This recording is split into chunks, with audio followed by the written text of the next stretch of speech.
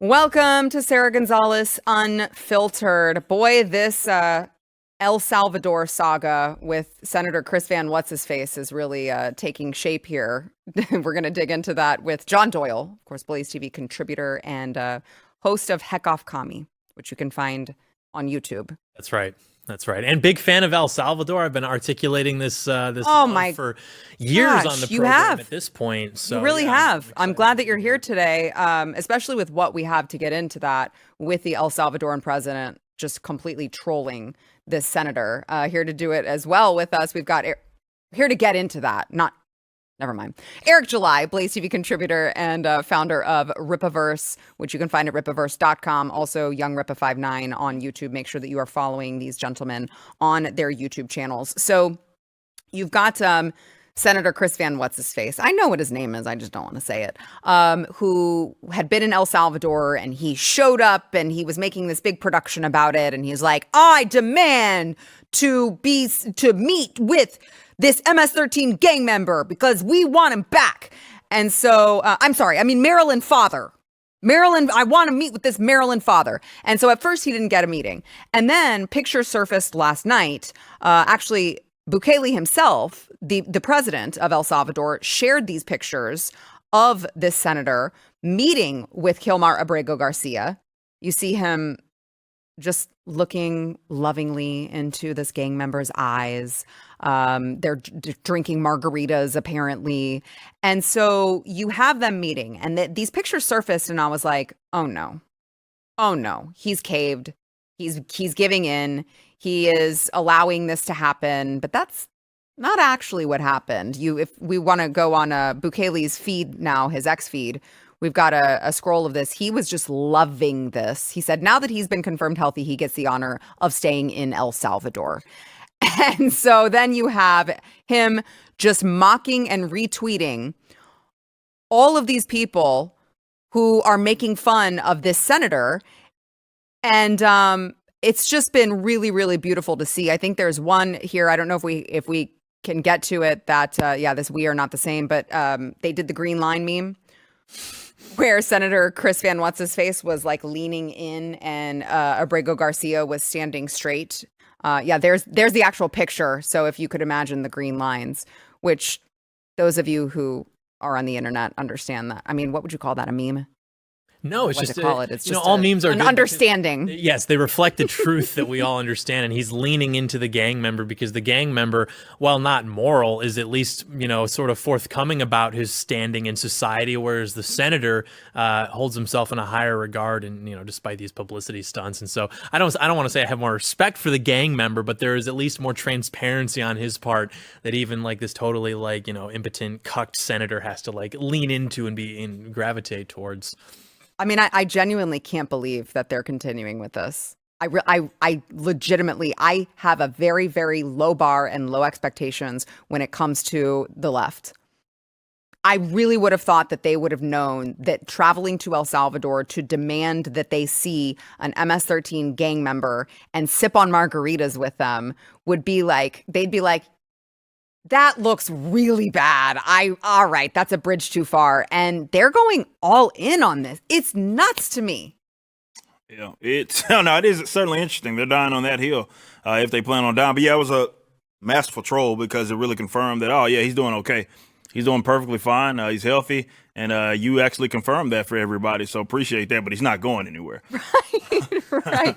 There you go. Where we didn't torture him. I know you guys, he put out another tweet that was just like, oh, look, here he is, fresh off of from these death torture camps, sipping margaritas with the senator. And then after that, as Eric said, now that he's been confirmed healthy, he gets the honor of staying in El Salvador's custody. So that was, no, but this is, I've been watching this closely because I want to see how exactly they play this, or attempt to, at least the authoritarian left, because they really are all in on kind of dying on this hill. We're having this massive conversation right now about due process in this country, because apparently people from other countries that get over here and maybe they do some bad things, they need to be able to go through this whole entire court system. And of course, they know that is impossible considering how many of these illegals are in this country. But it is specifically interesting because this is a confirmed, actual gang member, not just simply, I guess, he's not a Maryland father at all, actually, if we want to be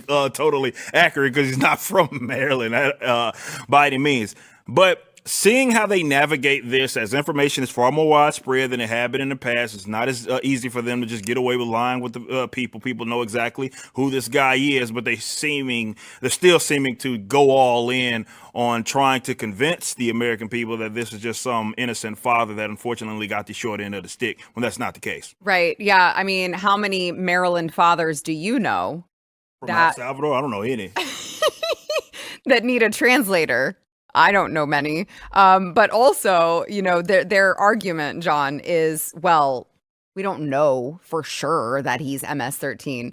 All right. Well, I mean, it's just that he has a tattoo on his left hand. I think we have a post that explains all of this. He has a tattoo on his left hand that says MS-13, which it's like the...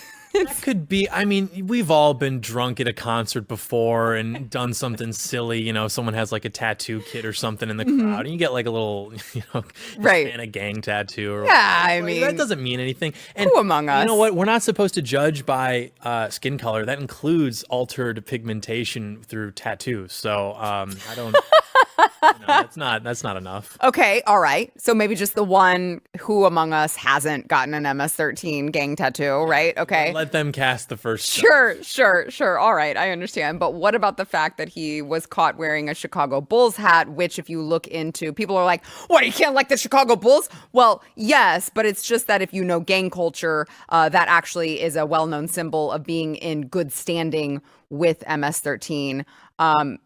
He also was caught wearing a hoodie with rolls of money covering the eyes, ears, and mouths of presidents on currency, which represents the MS-13 associated phrase when translated, see no evil, hear no evil, say no evil.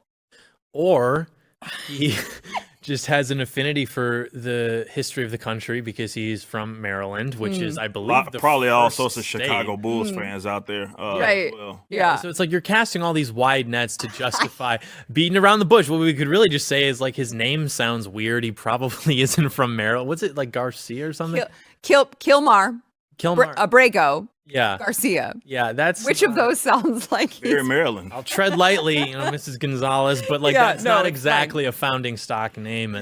No, I would say not. How about he is a confidential informant who would know, a proven and reliable confidential informant who would know, confirmed his position and rank in MS-13. Is that actually... Okay, so that's funny because that means that if he goes to prison in El Salvador, like, they'll kill him. Which is why no. It is funny because that's why he said that he couldn't return to El Salvador because a rival gang would kill him. And one of his arguments was that the rival gang was terrorizing. I just talked to Stuber Gear about this yesterday. The rival gang was terrorizing his mother's pupusa stand. His mother had a pupusa stand in El Salvador, and the rival gang was like terrorizing his mother's pupusa stand. So his argument was, I can't go back. And my argument was, well, A, I don't really care if you got yourself into a sticky situation because you decided to join a gang. But B, all those men are in prison now. There's no more gangs in El Salvador. He cleaned them up. Can you remind, I know, but the audience may not be familiar with what pupusa is. Can you, Yeah. What is? Yeah. It's like a masa. Shut up, John. But it's like a masa mix. It's so good. Masa. It's like a corn flour mix. Okay. So masa is what they use to make tamales. So it's corn. Okay. And you mix it, but in the middle of it is whatever filling. So it's almost like a tamale sandwich. So it's like you could have like a meat filling, you could have like cheese, you could have cheese and beans. You know what, John? I'm gonna bring you some pupusas someday. I don't make them. You want to know the worst I will part, bring you some. actually, how uncultured I am, or maybe just how in tune with my culture I am? If you put 5 foods in front of me and told me one was a tamale, I couldn't identify it. What? I literally don't even know what that is. Shut up. I'm not even kidding. I like a hot tamale. Isn't that a candy or something? Okay, now you're just trolling. No, I swear to God, I don't know what it is. This guy.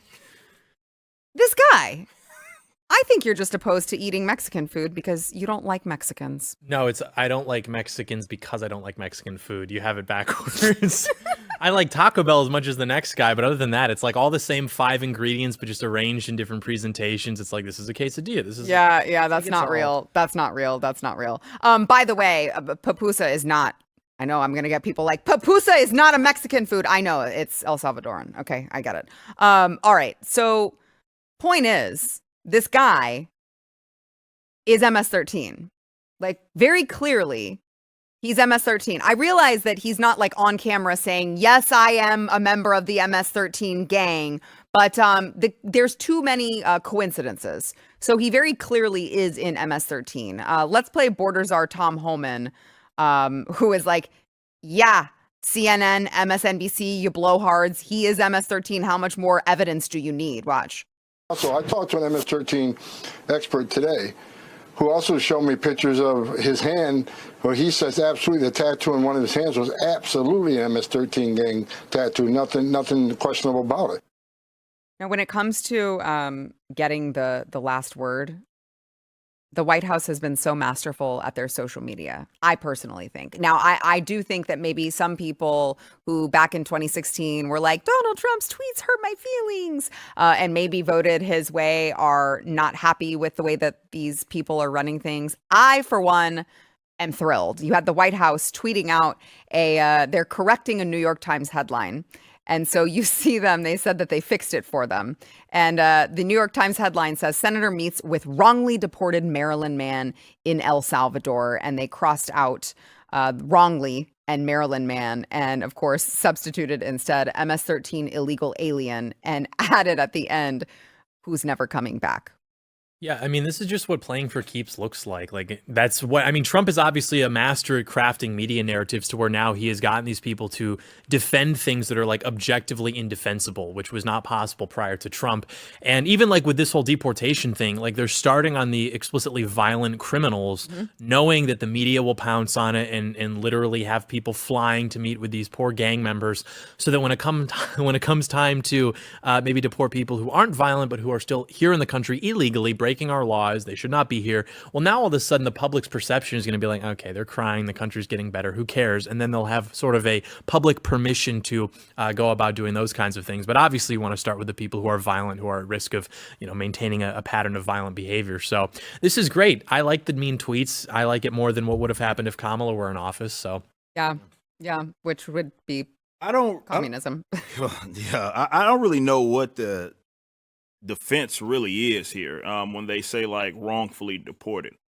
What is right?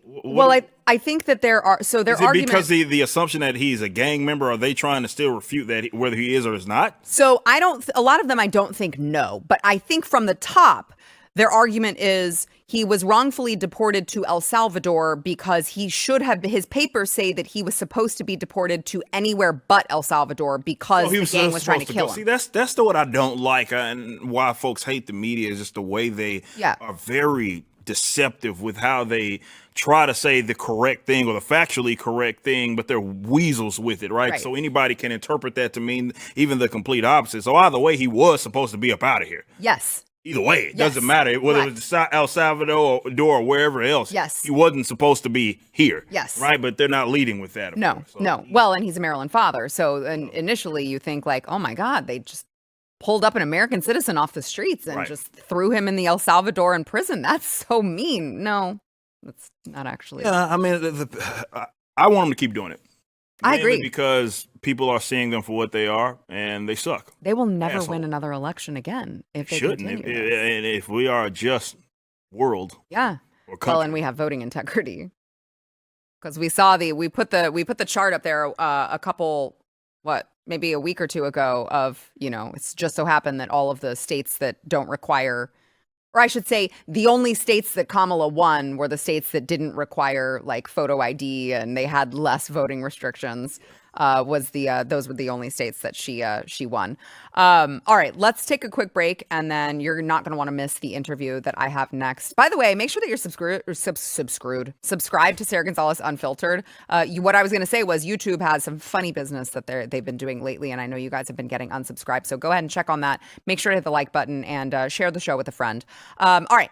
So obviously this is Good Friday. We're moving into Easter, and President Trump even proclaimed this the Holy Week, which is a nice turnaround from the Trans Day of Visibility on Easter last year under the Biden administration. But the point is that now is the time to reflect on God's creation, God's ultimate creation, which is, of course, you. Okay.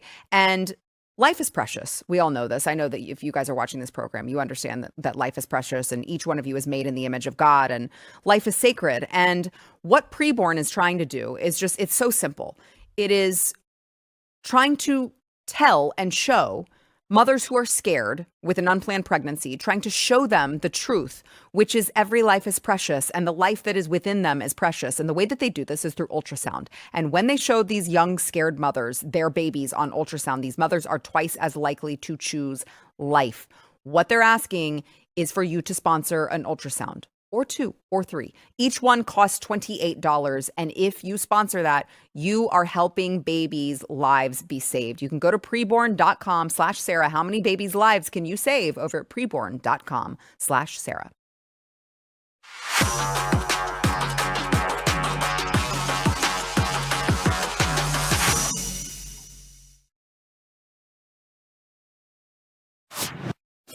I want to welcome to the show family rights advocate Jeff Younger. You guys who are longtime watchers of the show will already be familiar with Jeff Younger for all the wrong reasons too, Jeff. Yes, I would say. Really, unfortunately. So for those of you who you're unfamiliar with Jeff, what's it, 10 years now of 11 years now of fighting in the courts for one of his sons who his ex is transitioning. And how far, do we know how far she is in this transition as of right now? Not sure, because the California judge in November of last year relieved her of the duty to inform me. But she did file to actually chemically castrate him with puberty blockers. So I'm pretty sure that happened in December. I pushed really hard and tried to work with the Trump team to get that executive order out as soon as possible. Yeah. And I'm hoping that preempted cross-sex hormones. Right. Yeah. So, but she has no duty to inform you. No duty to inform. You are the father, in the words of Maury Povich. You are the father. I'm the father. We're clear on that. Yes. And yet no responsibility to even not ask your permission, just inform you of what's going on with your own son. Yeah, and it turns out that's not legal. So under California law, if you're a joint conservator with a child, if you have what they call legal custody rights, those are your parental rights. Mm-hmm. If you have any parental rights, you have notification rights. It's totally illegal, but that's what the judge ordered. But that's what they did anyway. Yeah. A lot of very strange, maybe illegal things that that has gone on in your entire case. A lot. So those of you who are unfamiliar, so Jeff's case started in Texas, where I remember just being born and raised in Texas, a Texas native. I couldn't believe that it was taking place. I mean, I know you think of Dallas and you're like, well, they're pretty blue, but I didn't even think that this type of thing would happen in the state of Texas, but it did to you. And whenever she did decide, I'm going to move to California because this is a trans sanctuary or whatever, you fought it in the Texas courts, and the Texas Supreme Court had the opportunity to prevent that from happening. Did they not? They did. And they did not do it. They did not. In fact, in Texas law, a court has no wider discretion to act in the best interest of a child than in family law. So Justice Blacklock at the time, he's now the Chief Justice of the court. Justice Blacklock ruled that my son was in no greater risk of being chemically castrated in California than he would be in Texas, where it was illegal. That doesn't make much sense. It's completely preposterous. And he did that on the basis that there was an injunction in place. So she immediately filed in California, overturned the injunction, and chemically castrated my son, as I predicted in my filings to the Supreme Court. Now, I saw that there's an update on your case. So I was on X, and I saw that you have this update that you're trying to appeal. And within the process of the appeal, you have to get, now I didn't know this. He literally just told me this. Within the process of the appeal, it's your responsibility to get the court records from the original court over to the appellate court. That's right. You have to provide them certified copies from the clerk's office and from the court reporters. And you also have to supply all the filings that are relevant to the appeal. And you have to pay for that. And a lot of people don't know this, but it's not uncommon to pay $20,000 plus for transcripts out of court trusts. Kidding. No, it's a complete scam. You already pay the court reporters. They're already being paid out of tax money to record it, but you have to pay them again to render it into a PDF to give. Which takes no time. No time at all to give to the appellate court. It's a total scam. Okay, so yeah, because I don't know the court system very well, but you would imagine, now this is a bureaucracy, so maybe not, but you would imagine that these court systems all have, like, they all work in the same realm. Like, they probably all have the same server or whatever that they could share documents already. So you would think that it would be much simpler for them to just share the documents with one another because they're working on the same system. Yeah, it doesn't make any sense. It's one of the reasons that family rights advocates for at least 3 decades now have been calling for free transcripts, because you've already paid for them with your tax dollars, free transcripts. And why don't we just record the courts? And then the judges can actually look at the actual video recording. And let me tell you why they don't want video recording. And in Texas, it's becoming an issue. Several laws were proposed this session to make video recording mandatory in courts. The reason they don't want it is, in my 2019 trial, there are several portions where I made devastating rejoinders on the stand when my lawyer was talking to me to key evidence in the trial. And in the transcript that went to the appellate court, there's just 3 dots there and it says inaudible. So what's really going on is the judges want to control what goes into the record, which is why we still have people typing words instead of just taking a video. Because you might be able to hear it on the video. Correct. And you can always detect video tampering. Okay, video tampering can easily be detected. But what I noticed and I'm not going to say the judge's name. Okay. But because this judge at the end did something good for me. Okay. Okay. But the judge had a little hand signal. She would do this. She would go, "Shut up." And then suddenly those are no, I went back and looked at it. Those are the parts that are missing from the record. So, and I've watched cases. I watched a case in Weatherford. Now you know what to look for. Where a judge actually told the court reporter to stop recording, conducted a portion of the trial, and then said, start it back up. No. Yeah, they do it all the time. Yeah. So what happens is when judges commit felonies from the bench, they don't want it in the record. That's the real reason they don't want video recording.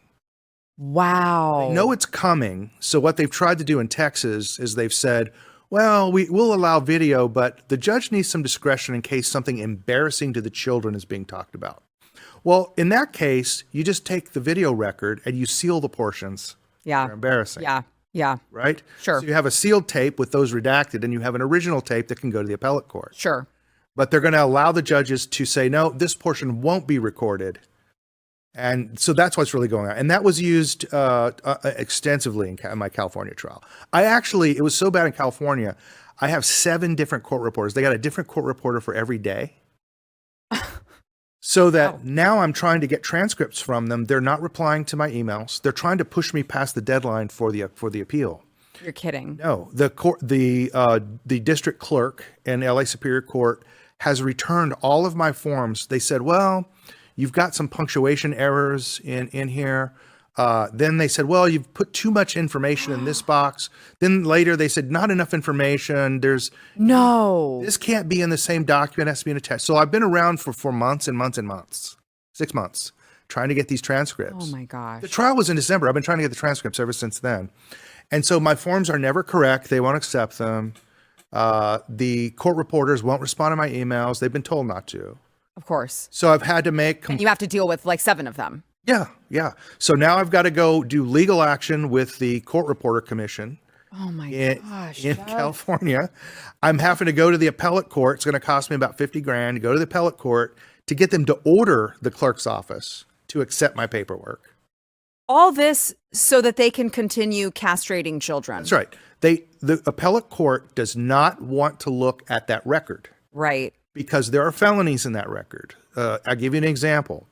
I went to trial with no discovery, and your audience may not know what that means, but that means that the other side was not required to give me any evidence that I requested, but I had to give them over 2,000 pages of evidence.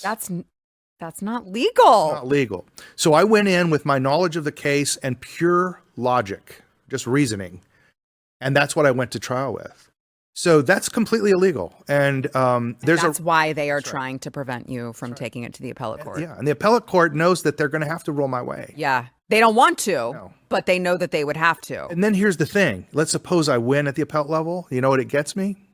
What? A new trial with the same judge. They'll just remand and then say do a retrial. But how is that even? I mean, I know I'm preaching to the choir here, but I'm trying to reason this out in my head, and maybe that's my problem, is that it's beyond reason. You can't. But wouldn't then you would decide, well, that judge clearly is incapable of being impartial on this case, so that judge should recuse themselves, and we should get a different judge because it didn't go well with that judge the first time. You would think. You would think. But it turns out in Texas and California, there's specific criteria that they decide whether a judge has a bias against you, and his rulings are not allowed to be considered in that. Really? Yes. I feel like that would be my go-to. It would be your go-to because you and I think of justice as outcomes. Right. The way lawyers and the way our laws have been written, and it's unfortunate, we should change this. Our laws have been written, the procedures it's really not the laws, it's the legal procedures. If you go and look up the rules of civil procedure in Texas or California, their concept of justice is purely procedural. So like you go to the Texas Supreme Court, their question is not, was this outcome just? Their question is, were all the procedures followed? And if the procedures were followed, it's presumed to be just. Just, yeah. Well, we all know from the Trump trials that you can manipulate all these procedures. Right. You can follow the letter of the procedures, but not the spirit of them. And you can get very unjust outcomes that are not appealable. Right. So the reason that you are able to appeal is because you did not get discovery? Yeah, I did not get discovery. It was a summary ruling when the opposing counsel didn't even write an opposition brief. There was no verbal or written opposition. The judge did it. It's called sua sponte. The judge ruled of his own accord without argument from the other side. Judges are not allowed to do that. Judges can only do what you ask them to do. Right. Right? Right. And so he just did it sua sponte and did that. The other thing they did is in California, you get 3 judges in family court. You get what's called a home court judge. She handles like all the procedures and things like that, directs you to the right courts, does some court assignments. You get a trial court judge, right? Yeah. And you get a supervising judge. And the purpose of the supervising judge is precisely so, if you feel that a ruling was bad or some procedures weren't followed, you get a second look from the supervising judge, right? Okay. They collapsed all those into my trial judge. So I only had 1 judge, even though the law calls for me to having 3. Wow. That was to prevent me from having any oversight over what this judge did. That's nuts. So, okay. That's the level of corruption. And that is why they are trying to prevent you. They're not responding to your emails. They're blocking you in all of your documentation. Yeah. And now they're charging you how much for the transcript of the... So the deposit is $6,000 and it'll cost me upwards of $20,000. That's so criminal. Yeah, it's what they do. They want to waste your time. The conclusion, here's what they want me to do. And I've done the calculation myself. So it takes me 2.5, 3 years to get through the appeal. It's going to take me 2.5, 3 years to get through the California Supreme Court. And only then can I ask a federal court to intervene. Well, by that time, my sons are 18. Right. And then the federal court's like, well, it's moot. The question. And how old are they now? They're 13. Okay. They'll be 13 in early May. And those of you who to be clear, he has 2 twin boys. It's one of them that his ex is trying to transition, James, and Jude, she allows to live as a normal boy. Yeah. So I saw your post on X. I saw that you are trying to raise money for the court transcripts, which is a total It's a total scam. It's a scam. It's a total freaking scam that they should not be doing to parents, but they are. Yeah. And so clearly Jeff has a lot of merit for this appeal. They don't want to hear it, but they're going to have no choice because we're going to help him raise the money to get these transcripts by going to, what is it? What is it, Jeff? SaveJames.org. SaveJames.org. It really is that easy. It's so simple, yet it says so much. We are trying to save James from chemical castration and from perhaps physical castration down the road, because that's what this woman wants, and she will not stop until she has her sick, twisted desires implemented on her own son. And so I can't think of a more worthy cause than for you guys to help Jeff out by going to SaveJames.org. SaveJames.org. Yes, right. SaveJames.org. And help him. It's a racket, and we need to change it. But before we can change it, let's help this dad fight for his son. And I really, Jeff, I know we got to go to break here, but I know I've told you this before. My heart goes out to you. I can't imagine, just as a parent, I can't imagine being in this fight for 11 years is a long time. It's a long time. Long time. I like have an argument with my ex like once in a blue moon, and it like I feel like it takes years off of my life. It's so stressful. Right. I can't imagine being in that like fight or flight mode for over a decade and still being sane and just such an upstanding individual that you are. So I commend you. I would have been in the loony bin by now. Man, I tell you, if it wasn't for prayer, fasting, I'd be gone. I'd be gone. Yeah. Well, stay strong. Thank you. And I stay in touch. I want to know how else I can help, but make sure that you guys help Jeff out over at SaveJames.org. Before we go, I want to remind you guys, if you guys have not yet subscribed to it's like our top tier subscription, Blaze Unlimited. You get that beautiful Frontier magazine that you guys can see right there. We've got it somewhere, but it's this very, very heavy duty, beautiful magazine. And you also get this VIP events. So we've got like special access to VIP events and all sorts of stuff. You can find it at blazeunlimited.com/Sarah. Go sign up for it now, blazeunlimited.com/Sarah.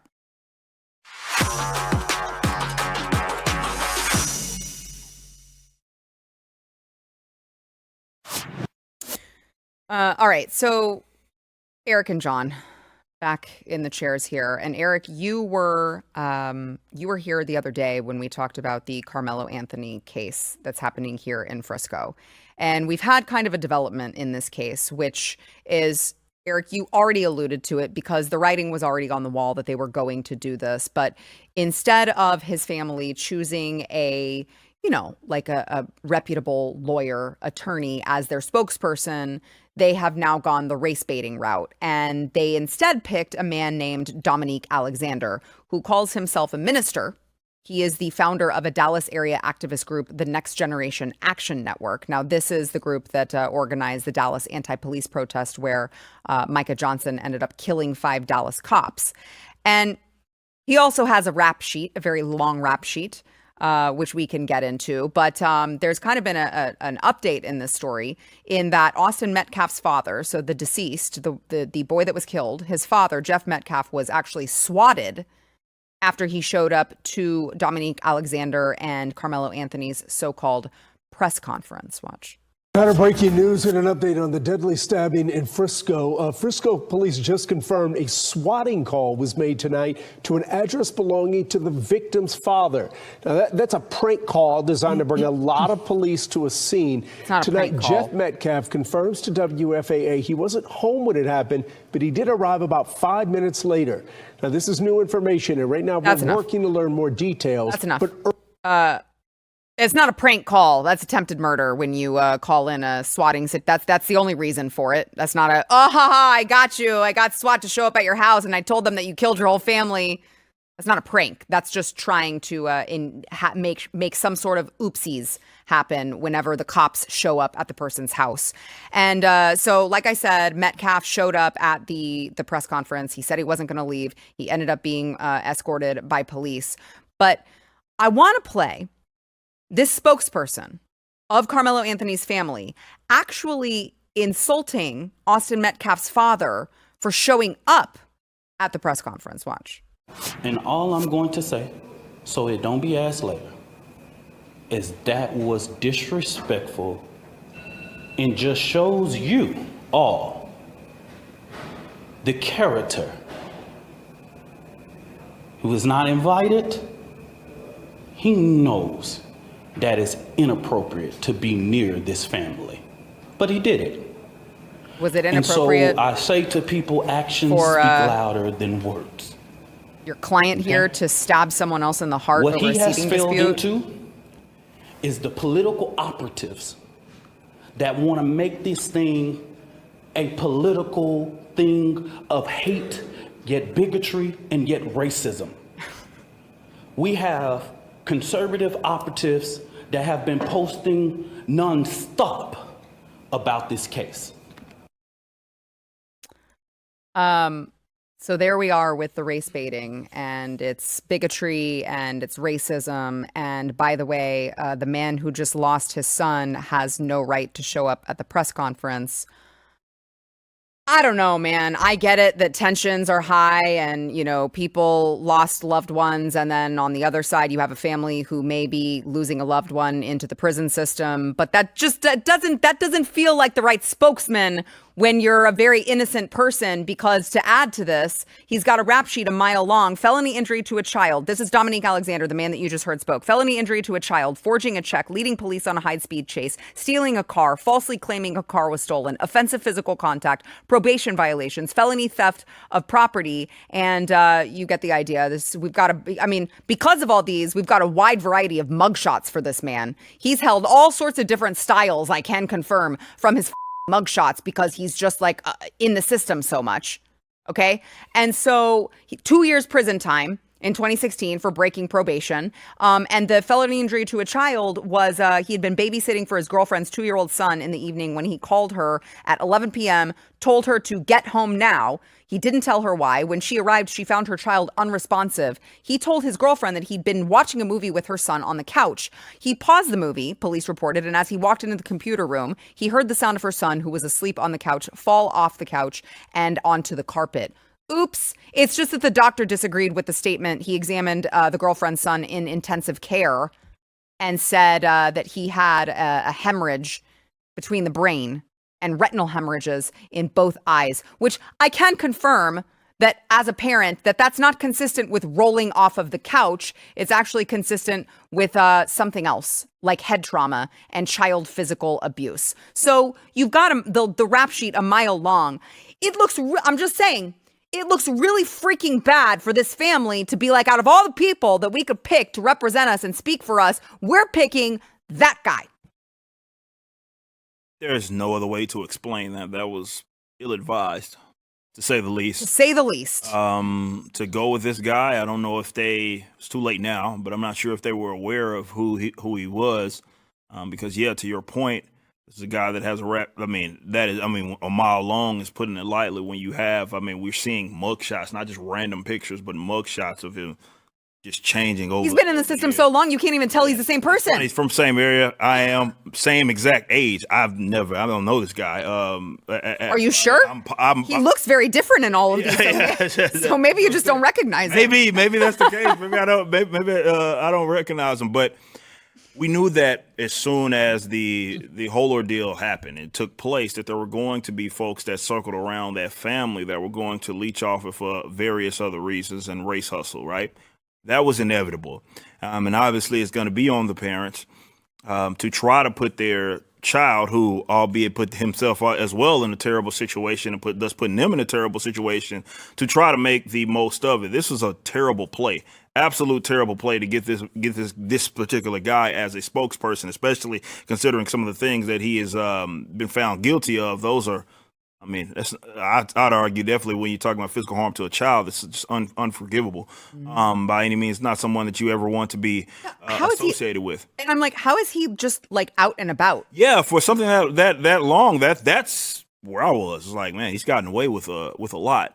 But either way, like, a couple of things can be true where they're foolish, for lack of better terms, to go with this guy. And I hate that this situation comes up. And yeah, you had folks spinning it in whatever way that they could on either side of this, less about the interaction, which again, apparently there's video. Why we have not seen that, I'm not exactly sure.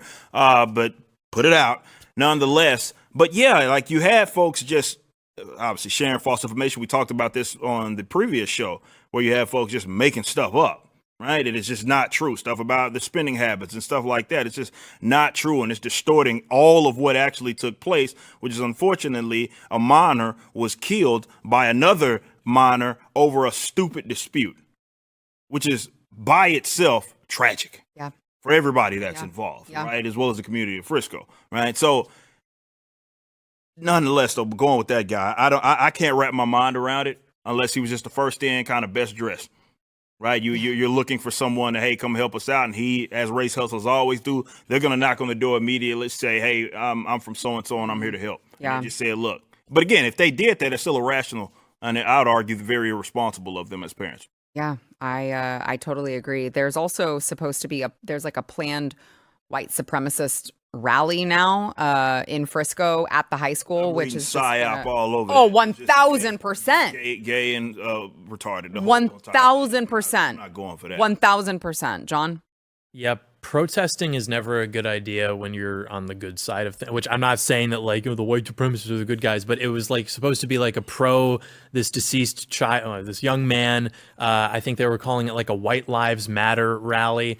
You never want to actually go to a protest if you're the good guy, because that's just inviting opposition to come in and ruin it, to make the good guys look even worse. I mean, you've seen this throughout the history of things. Which is, I mean, you got to believe that that's what this is supposed to be. Yeah, right? like I believe there's going to be an altercation.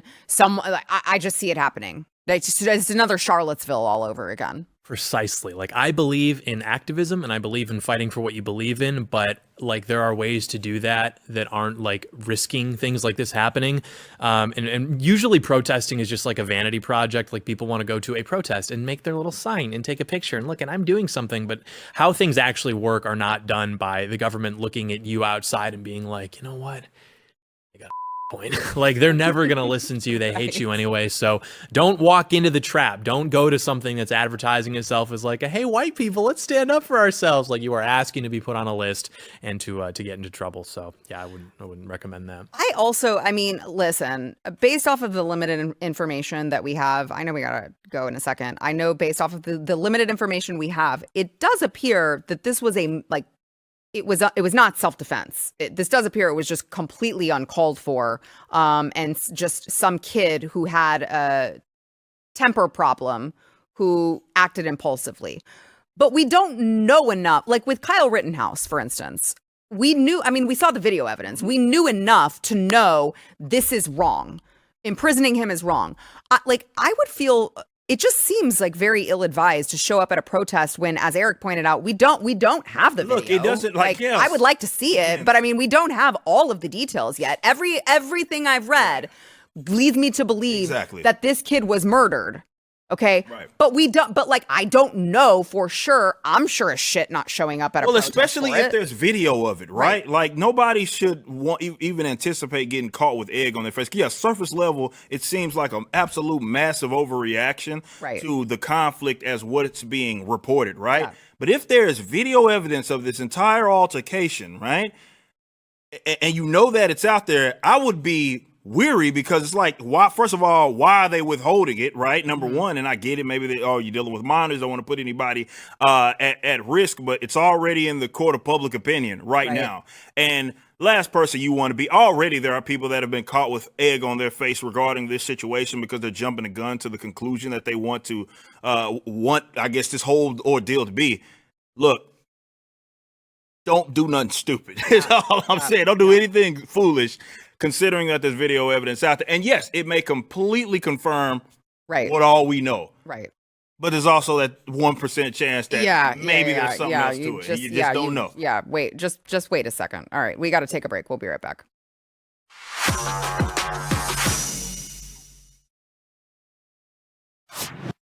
I mentioned Donald Trump and his team being masterful with the social media game and the way that they are handling all of the social stuff. It's also all of the White House and government websites that they are it's just been amazing to watch. So if you go to covid.gov, You see a much different website. It now says, yes, there it is. Lab leak says public health officials often mislead the American people through conflicting messaging, knee-jerk reactions, and a lack of transparency. Most egregiously, the federal government demonized alternative treatments and disfavored narratives, such as the lab leak theory, in a shameful effort to coerce and control the American people's decisions. When those efforts failed, the Biden administration resorted to outright censorship, coercing and colluding with the world's largest social media companies to censor all COVID-19 related dissent. And it also highlights that Anthony Fauci was given a full and unconditional pardon by President Biden. And so it's beautiful. I mean, listen, I know Eric and I, John too, but Eric's like, he belongs under the prison, this guy. So that can't be the last thing that happens to him. But it is so refreshing to see this White House. And I said so many times when Donald Trump dug in his heels about COVID, I was like, this is very simple. You blame the guy whose fault it is, which is the expert that you trusted who was behind all of this shit. Like, that's very, like, put it at the feet of Anthony Fauci and just say, I was misled. So were you. It was this guy, because it really was. And now they are doing that at covid.gov. Yeah, I'm glad we all trusted the plan. I think that we were so angry when everybody started to realize what a sham this was, that we were angry with Trump for, promoting it. But I will say, I think that we get a little hindsight bias and forget like how freaked out even Republicans, like older Republicans, were about COVID, that I don't really blame Trump for, being a vaccine salesman or whatever. Also, it's like, if we're trying to get on board with like the Bill Gates, like global eugenics program, you need to filter out everybody, even your own voters, if they're going to take the vaccine. Like, you need to sell it and put it in front of them too, see if they're going to sell out. And if you did, I wish you the best, but I have no regrets. I didn't take it. I know we didn't take it. So, well, I mean, I would just say like their entire argument was trust the experts. So if that's their argument, then like, again, it's Anthony Fauci's fault, because Donald Trump was trusting the expert that they placed in front of him and said, this is the guy. So Donald Trump wasn't like in there in a lab, like with little droppers trying to figure things out. He was trusting the people that he was supposed to be able to trust. Now, I would argue nobody should have ever thought to trust Anthony Fauci based off of his history, but he was doing the thing that they said that everyone should do. It's just that the expert was a total fraud. Yeah, him and Burks. Yep. Both of them were absolute clowns. And yeah, at the beginning of the whole thing, he was like parading them around because they were the experts. So if you needed an absolute out, that was your out. You know what I mean? If you were going to throw some people under the bus, it's like, look, that's what he should have did. I'm not a doctor. That's what he's there for. Like that's what you should have did. Unfortunately, for way too long, he was still championing, and I'm not going to act like that didn't happen. I'm not going to be the guy at the table that act like he wasn't still championing the jab after. Oh, he was. We already knew the whole thing was total horseshit. I know. And I was just like, why are you doing this? Yeah, exactly. So to be fair, just we were make it critical Fauci's fault. He did it. Right. Yes. But put it at his feet. Yeah, right. Exactly. But now we see they are correcting the record at covid.gov. Everybody needs to know that. It needs to be in government documents that they colluded with all of these so-called private institutions to suppress the information that was people were out there giving about this whole charade. Yeah. The unfortunate part is that just with what they've done to all of these Biden government websites, the next president, God let it be J.D. Vance, the next president, if it is a Democrat, or the next Democrat president, can just go undo it. What? That won't happen because we're playing for keeps now. The narrative is on our side. So the public will be like, we just simply won't ever elect another Democrat. Your lips to God's ears, John Doyle. Right. Happy Easter, guys.